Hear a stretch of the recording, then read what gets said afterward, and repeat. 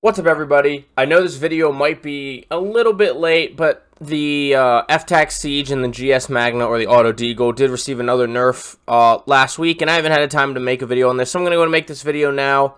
Today we're going to be talking about if you should be running the FTAC Siege still after this nerf, or if the GS Magna is better, or if the Lockman sub, which is the sub most people are using now, is still the way to go. And if you want to see me using this stuff, testing this stuff out live I'm on Twitch pretty much every night. That link's in my bio, but same name, J Christ, on both Twitch, YouTube, Instagram, TikTok, all of that. So if you want to see this live, go ahead and follow me there, join me there, say what's up, let me know you came from YouTube, but let's go ahead and get into it. So the FTAC Siege is the auto pistol, that's the SMG. We know that. Then there's the GS Magna, which is the Auto Deagle, which you can akimbo. And then, of course, there's the Lockman sub that most people are using for the SMG. I know there's also the Vaznev, but it's a slightly slower time to kill than the Lockman sub, and so on and so forth. There's some other decent SMGs. So I noticed a big drop-off in people running the FTAC Siege, and people really just sticking with the Lockman sub. And I would say if you don't want to have to grab overkill on first loadout, absolutely run the FTAC Siege to get that extra perk slot. But if you do want the best option in my mind, you're going to go ahead and run with the Lockman sub. Now you might be asking, what about the GS Magna? What about the Auto Deagle? The problem with that is the mag size is only 13, so even with a Kimbo, that's 26 shots. And if it's on a Kimbo, you can't ADS, so it's really just a push barrel stuff weapon. And if you play solos or even duos and you are really aggressive, I think the Deagle is the GS Magna, the Auto Deagle, is absolutely the way to go. If you don't really play solos and duos, stay away from it. And non-akimbo is really only going to be solos. You could make it work in duos, but it's really going to be more of a solos gun.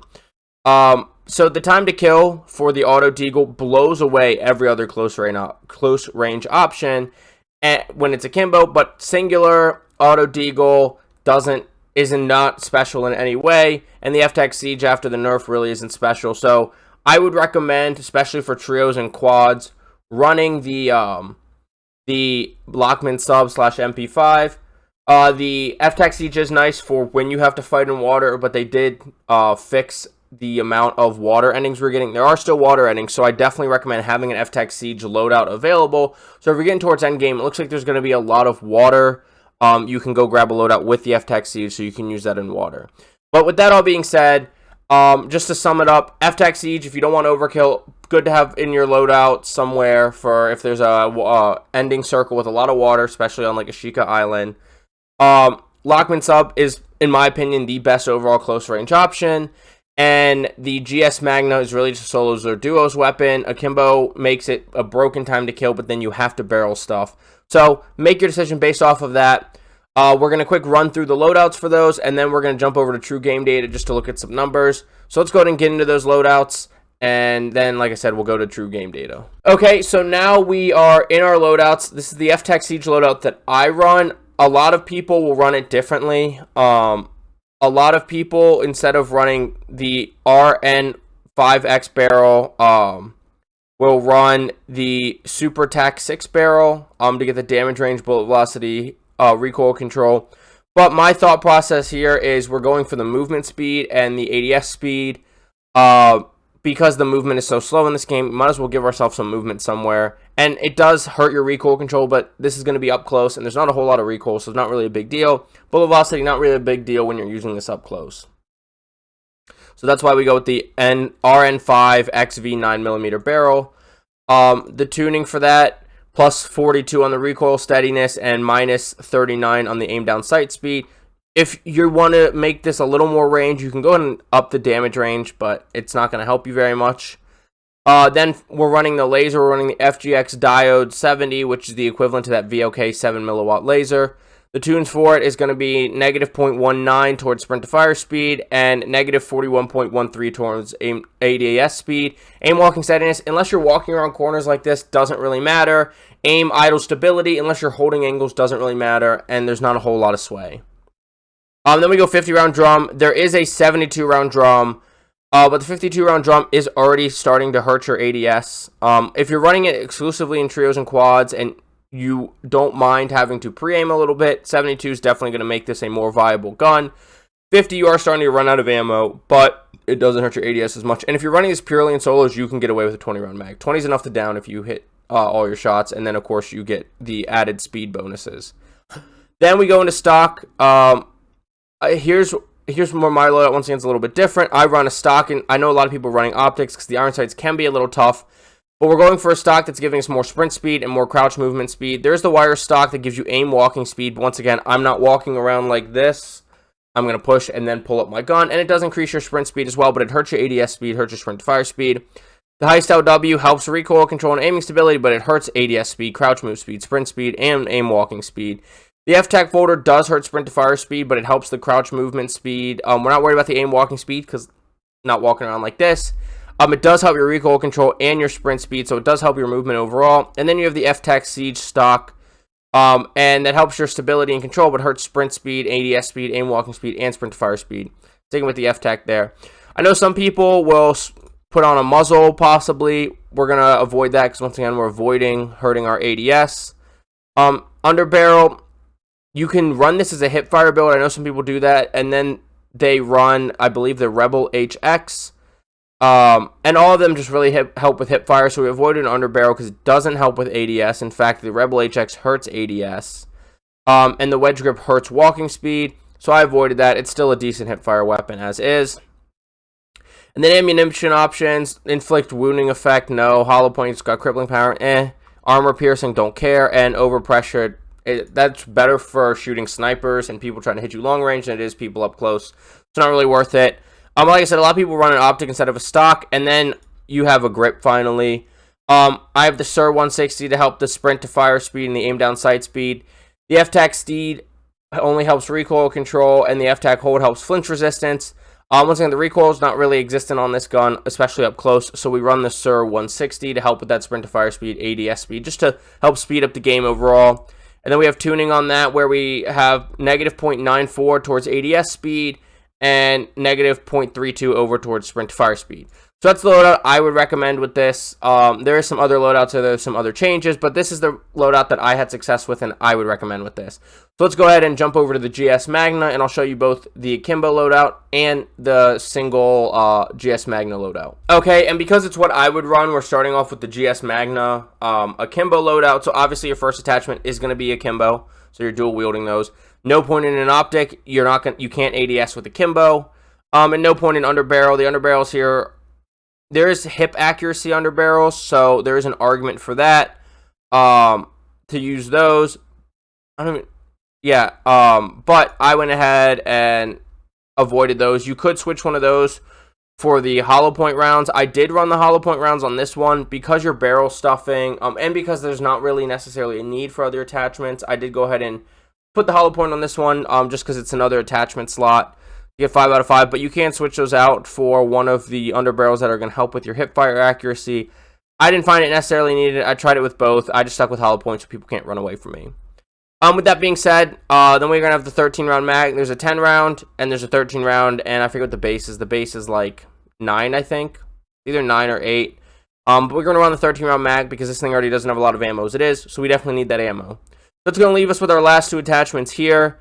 I have the EX50GS because it helps with the recoil control. There is a little bit of recoil when you hip fire, but not really. And it helps with the bullet velocity. Everything else is just purely recoil, different recoil controls. And then muzzle flash concealment. So it gives you the sound suppression plus the recoil control and all that. And we're not worried about aim walking speed because we're not aiming. We're not worried about ADS speed because we're not ADSing. And we're not worried about aim stability because we're not ADSing. So just ruling everything else out, and ends up being with the EX50. Everything else hurts those same negatives without as much benefit to the overall recoil control and the bullet velocity as running the EX50GS.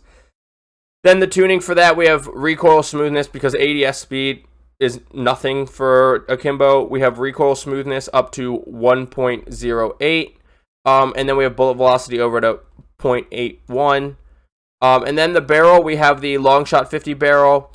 The brake barrel only helps with the horizontal recoil control. The comp barrel helps with vertical recoil control. And the Tyrant 50 does help with damage range, bullet velocity, hip fire accuracy, and recoil control.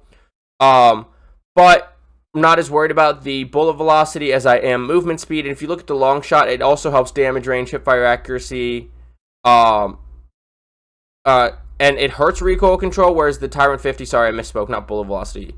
But it increases our movement speed, and there's not a whole lot of recoil when you akimbo, so I would rather help the movement speed than a little bit of a recoil help. And then the tuning here, because we're not aiming, there's no point in helping aim walk speed, so you might as well help the recoil steadiness for that little bit of akimbo recoil. Plus 35 towards recoil steadiness. And then we're not ADSing, so there's no point in helping ADS, so you might as well help the damage range at plus 0.26. And that's the tuning that I would run for the auto deagle. Now we're going to go ahead and change it into a single fire no akimbo. So we're going to remove the rear grip. We're going to keep the barrel and the muzzle for the exact same reasons that we were just talking about. You could go with the Tyrant 50 to help recoil control, but I mean, it's going to be a barrel stuff gun anyways, and so I'm not worried about recoil control as much as I am movement speed. And same thing with the EX50. You could play around with these, and maybe you just want the vertical recoil control. But once again, not worried about the aim walking speed because we're not walking around like this. And so we're going to run with the same muzzle and same barrel. The big difference here is now you can really choose between underbarrel or optic. I'm going to go with an optic on mine because the iron sights are a little iffy and there's a lot of barrel smoke, and the visual recoil is kind of hectic. And so the Slimline Pro is where I would go here. You can go with the underbarrel, but it's really just hip fire is all you're getting help with. And if you're single fire or a single GS Magna, I wouldn't recommend helping with hip fire because you only have 13 bullets. I wouldn't waste any of them on hip fire. And so optic is where I default here. And then for the optic, I would go ahead and go aim down sight speed, and we're going to go ahead and put the aim down sight speed to about negative 1.67, and then eye position is purely a preference thing. I like leaving that just in at 0, and that's going to be our singular GS Magna. And those are our 3 loadouts. So if you were just sticking around for loadouts, I really do appreciate you hanging around, whether you watched the whole video, clicked around. And I hope these loadouts can help you. If you're interested in kind of looking at some of the numbers, we're going to go ahead and go over to True Game Data now. Okay, now we're over at True Game Data, and as you can see, I have so the name actually changed. The original barrel I was using was the Street Sweeper 9mm. I don't know what made it. I don't know why they changed it in game, but that is the same barrel, and everything else is the same for the FTAC Siege. Then we have number 2 is the GS Magna with akimbo, and number 3 is the GS Magna single gun, and then we have the Lockman sub just for some comparison with the loadout that I like to run. And of course, this doesn't include any tuning, and we're looking purely at TTK here. And if you can see, the FTAC Siege does have the worst time to kill out of all these guns. It does have a small drop off at 5 meters, and then it doesn't drop off until about 10, which is after where the Lockman sub drops off at 8.9, and way before where the GS Magna drops off. But the GS Magna does have that ammo problem, and the time to kill up to 5 meters is negligent. We're looking at, I don't know why it's showing me 2 different FTAC Sieges here, but because the 2 different points here are messing up. But we're looking at it 714 milliseconds versus 624, or 664 versus 624. Not a huge difference. That's a bullet maybe. And like I said, there's a big ammo problem with the GS Magna. But where we're really seeing the GS Magna shine is this akimbo all the way out to 18 meters. If you're hitting your shots at 18 meters, it's got a 341 millisecond time to kill up to 18.5 meters. The next closest is going to be the other GS Magna at 18 meters. Not that you're using it that. But realistically, let's just look at about, we got to go points here. So we're going to go 15 meters or 10 meters. That's reasonably at SMG range where now you could pull out an AR. The GS Magna is at 326 milliseconds. The next closest is going to be the other GS Magna, the singular one, at 634 milliseconds. So another 308 milliseconds. And then the next closest to that is going to be the Lockman sub, 695 milliseconds. That's 369 milliseconds, so more than double the time to kill. And so you'll absolutely annihilate things. Even at the 0, if you're completely barrel stuffing, the GS Magna akimbo is 307 milliseconds. The Lockman sub is 525. So if you're playing solos, absolutely run this GS Magna if you're comfortable barrel stuffing. because it's another 218 milliseconds faster than the Lockman sub. That's completely and utterly broken, but you're going to run out of ammo and you have to barrel stuff. Lockman sub still king to me, up to the 8.9 meter mark, just call it 9 meters. It's 542 milliseconds. That's going to be 90 milliseconds faster than the singular GS Magna, and almost 200. It's going to be 183 faster than the FTAC Siege. Like I said, the FTAC Siege really is just good for if you don't want to grab overkill, or if it's your second loadout and you want to replace that overkill perk, then it's good. It's also good for late game if you're going to have a lot of water, since SMGs can't be used in water, and that's where it's good. But overall, I would still stick with the Lockman sub and then just try to grab a second loadout with extra perks, or go to the buy station and buy your other perk package. But that's it. That's all I got for you today. Thank you so much for watching. Like I mentioned earlier, if you watch the whole thing, click around. I really appreciate you spending any time here. And like I also mentioned, I will be live on Twitch almost every day. Sometimes it's Apex, Fortnite, sometimes it's Warzone. But if you want to see me using stuff like this, talk about it, talk to me about it in chat, please feel free to join my Twitch chat anytime. Link is down below. And say, hey, what's up? Let me know you came from YouTube. And I'll also go ahead and link true game data down below if you want to do some weapon comparisons yourself. And I will also have my other social medias linked down below. TikTok and Instagram, I try to post on at least 4 days a week. Some weeks are less, some weeks are more. And then my Twitter, which is a mix of gaming, sports, music, whatever I feel like talking about. If you want to follow me on any of those, please feel free to do so. I would love for you to follow me anywhere. But I will see you on Mazrah, on Ashika Island, and the new map coming in Season 4. Have a good day. Get frying. Bye.